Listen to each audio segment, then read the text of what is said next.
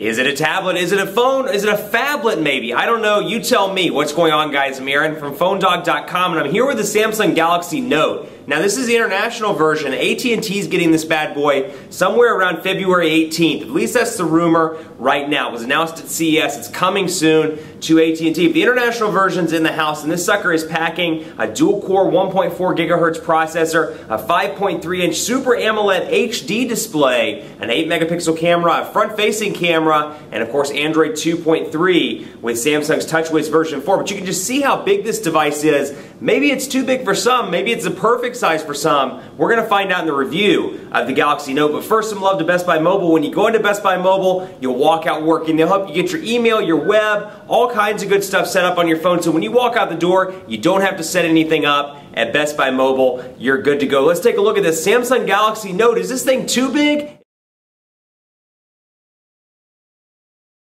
So for part 2 of the video, let's go ahead and get some of the speed test stuff out of the way, because I want to show you the capabilities of the S Pen, which is a device that comes built in to the bottom of the Galaxy Note. It's a capacitive pen. Basically, it can substitute your finger if you don't want to use it, or perhaps you wanted to do kind of a two-handed operation with one thumb, and this, you can do that with the S Pen. So let's go ahead and take a look at quadrant standard on this device, load that up, and I'll go ahead and tell you the fastest quadrant standard score I've seen so far is 4,485. So needless to say, it's a pretty impressive device. 4,500 almost on a device, especially a phone, is pretty impressive, and it shows off that dual-core Exynos processor. And while it's loading, we'll talk a little bit about call quality. I've been pretty pleased with it. I'm running an AT&T SIM card in this international version, and I've been pretty pleased with the radio and with call quality. The earpiece is nice and loud. And one of the best features of this device really is the battery life. I was a little bit skeptical. It comes with a 2,500 milliamp hour battery, and I was kind of skeptical that, you know, with the bigger battery, with the bigger display, it was going to kind of offset that larger battery.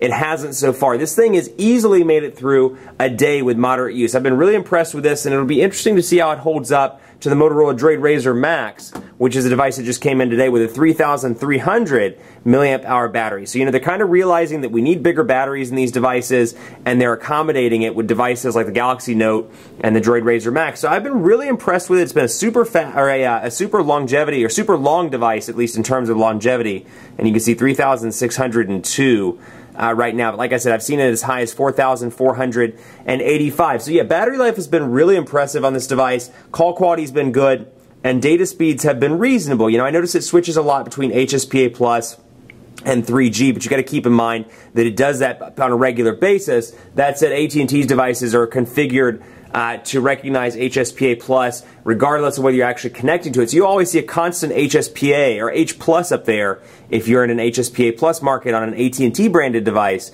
But when you're on an international device, you can really see the difference between, you know, being on typical 3G versus HSPA Plus. So speed test is loading up right now. We'll see how we do. It looks pretty decent so far. About 3 megabits per second, and we're on a HSPA Plus right now, and we'll see what we can get with these scores. Upload speed should be pretty decent as well. And considering that it's, you know, 5:30 in the afternoon, about 5:35, and it's rush hour right now, these are pretty reasonable speeds in Uptown Charlotte. So about 3.8 megabits per second on the download, and on the upload, we're looking at about 400 kilobits per second. So a little bit slower on the upload, but at least that download speed is a pretty respectable number for midday, kind of early evening in the city. So that's not bad at all. Let's take a look also at the 8-megapixel camera on this bad boy. Now, it's an 8-megapixel camera. It also shoots video at 1080p, and you have a 2-megapixel front-facing camera for video calls. So it's pretty easy to transition over. Of course, you got your settings down here, and I can easily transition over to the on-screen or to the front-facing camera if I want to, and I can easily go to camcorder mode, or I can switch back to camera from there. And I've got my settings down here, and you can see I'll flip right back so we can see flash. And then I've got the settings. You can see, you know, shooting mode, scene mode, exposure value, exposure value, yeah, resolution, white balance, ISO, and more. So you've got that. You don't have a physical camera button on this device, excuse me, but you do have the ability to press and hold the button on screen without letting it go, and that does focus in on a particular device. So we'll just bring over the Droid Razr Max since it's sitting over here off camera, and then we'll go ahead and focus in on the Verizon and 4G LTE logos. Half press, or full press rather, but don't let go to focus in, and as soon as I let go, it's going to take the picture, and I can easily come back here and do another one to focus in. So this Super AMOLED HD display, really gorgeous display. It's 800 by 1280 pixels. It's a really impressive impressive display, and I've been really pleased, you know, not just with pictures, but with videos as well, with HD videos on YouTube, with high quality stuff. It really does a decent job of capturing and rendering pictures. So you can pinch to zoom, relatively responsive here, and of course I can easily see the Verizon logo, I can see the Kevlar stuff on the back, I can see the LTE logo, and then I can see the Motorola logo as well. And again, with those S Pen tricks, I can press and hold and capture a screenshot of that if I so desire, and then I can use the S Pen to doodle on that. So if I'm doing a presentation, perhaps something like that, I can share via, or actually I can go over here, I think it's this one, or is it this one? Yeah, there we go. So I can come over here and say, you know, Galaxy Note, because hey, this is a Galaxy Note review, right? We gotta give it some love. Galaxy Note, and I can come over here and doodle on this and save it and send it. So if it's a presentation, I can take a screenshot, I can easily modify it around, do some little funky things like that. I can save it and send that off in an email. So a nice little touch to this phablet, phonelet, whatever you want to call it. So that's a nice little feature as well. But I want to focus on that note on some of the S Pen capabilities. I can scroll over here and go to S Memo, and like I showed you in part 1, I can take some memos, but I can, you know, draw around, I can doodle, change a lot of things. I can do not only text stuff, but I can do written stuff as well. So we'll come in here and we'll edit this one. For example, I can change the pen color, I can make it bold, I can make it less bold. I can get out of that, and I can give the dog glasses if I want to, and give it some green ears. You can see, give it some green fingernails, and give it a green mustache. It's my dog. And so you can see I can save that, or I can discard it, but it's a nice little feature. And then of course I can come in here and erase all that away.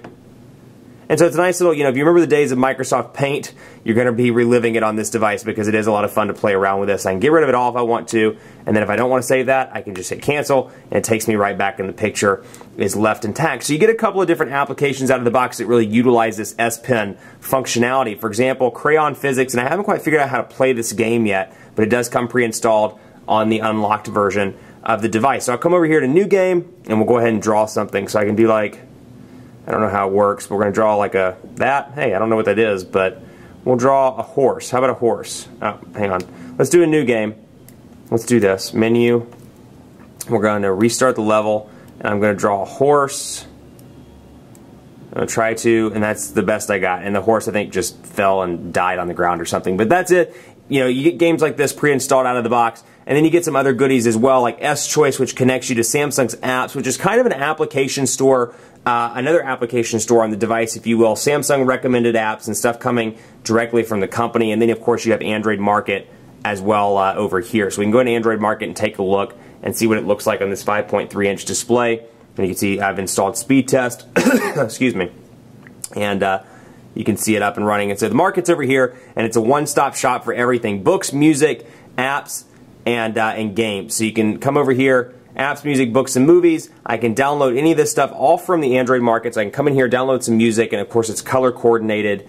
And you can see the shopping bag changes colors depending on which section of the App Store you're in. But you can really see this in comparison to a device with a smaller display, and you can take advantage of that 5.3-inch display. It's really, really beautiful on this device. Though I will say again, it's very uncomfortable, at least for me, to hold in the hand. And I've seen kind of a half 50-50 reaction to this device. 50% of the people think it's too big. The other 50% really like this device and say they could see it as a phone that they would use. And so choice is always good, right? At least I think so. So you do get a nice option on the market, and it's coming to AT&T in February most likely in the States. So you'll be able to get it on a carrier for a subsidized price if it's a device that interests you. We can come in here to Android market, for example, and see Facebook, and you can see what it looks like. I just want to show you what it looks like on a gigantic display like this. And let's go to YouTube as well, just so you can see that. And we'll go to YouTube videos, and let's see, come back here. I'm going to go ahead, I don't know why it's in recording mode. Let's do, actually let's not record. Let's go to Phone Dog, my favorite channel. And we'll come over here to Captivate Glide Review, just so you can see what it looks like in full screen mode on this giant tablet. And apparently I was talking about big screens on that day as well. I don't know what I'm reviewing. Oh, Captivate Glide, that's right. So you can see, you got that feature, and then of course I can flip it right back around. So just a lot of screen real estate, great for videos, great for stuff like this. If you're doing a lot of media, you're consuming a lot of videos, a lot of pictures, it's going to be a perfect device for you. Other things remain unchanged from other TouchWiz versions. You can see the contacts interface pretty similar here. We can go into Phone Dog Aaron, and this has a demo phone number. And you can see, you know, typical stuff here, history, activities, media tabs. You've got your, that I favorited it up in the top right-hand corner. And the same shortcuts kind of, you know, are intact there. Same thing with the phone application. No real differences here. You're just taking advantage, obviously, of a larger display. So you've got more shortcuts down here. A call button, a video call button, a message button, and then a delete button. So you can see logs, contacts, favorites, and groups up there at the top. Otherwise, you know, like I said, similar kind of TouchWiz 4.0 layout. But again, S Pen's really nice, and it really does work well on this 5.3-inch display. So it comes with 3 different Samsung things. It comes with Social Hub, Music Hub, and Readers Hub. So Social Hub, I can integrate in my Facebook, my Twitter feed, and I can check all, as it says here, check all incoming messages and SNS, so social networking services updates in one inbox. So I can set that up now or set it up later if I want to, and I can access Facebook, Twitter, messages, and more all from one place. Same thing with Music Hub over here, and then of course Readers Hub. I can easily access all these things in one place. These are all Samsung products, and you do get some other Samsung stuff out of the box as well, like I said, Samsung apps and more. So just to show you, you know, let's do Google Music, for example, just so you can see. Let me pull it away here so I can actually see what I'm doing. And we'll just do this, for example, Samsung, and you can see what Google Music looks like, because I really want to show you on this large display. And we're going to follow it up with a final video before I sign off here with the Samsung Galaxy Note. So overall, this is an awesome device. When you look at the specs, it is a really killer device. We're going to go into videos, because I want to show you this video that came pre-installed on the device so you can really see the capabilities of this HD 5.3-inch display. And let's see if we can get it. There we go. Okay, perfect. So you can really see what it's like, and pardon the fingerprints on the device itself. But really well spec, dual-core processor. This Exynos processor runs really well. 5.3-inch display is absolutely beautiful. I mean, the camera's not doing it justice. It really looks good. It's a nice option for a lot of people, but you know, for me and I think for a lot of consumers, it's going to be a little bit too big. 4.7 is really the border for me. That's where it gets a little bit too large. Anything over that, I couldn't carry personally. Now, that may not be you, and choice is always good.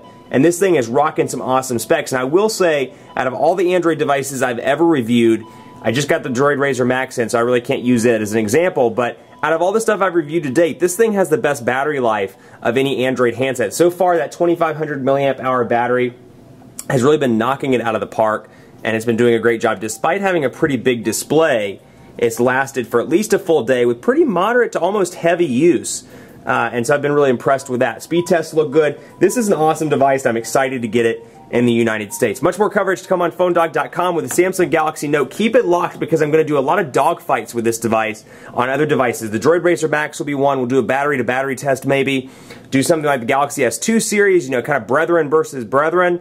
I may do something even crazy, like the Titan Windows Phone maybe, versus the Galaxy S2. The Resound, we'll have a bunch of dogfights with this bad boy, because this thing is getting ready to come to the US market. So you better believe we'll have plenty of dogfights to help you make your decision a lot easier. But keep it locked on the site for continuing coverage. Like us on Facebook, facebook.com/PhoneDog. We're always giving away cool stuff, so like us, head over there and do that. And be sure to follow me on Twitter as well. Let me know what you think of the Galaxy Note. Let me know if you have any questions about it at PhoneDog_Aaron, and on Facebook at facebook.com/PhoneDogAB. Thanks so much for watching. More coverage to come on the Galaxy Note, so keep it locked on the site for continuing coverage. See you next time.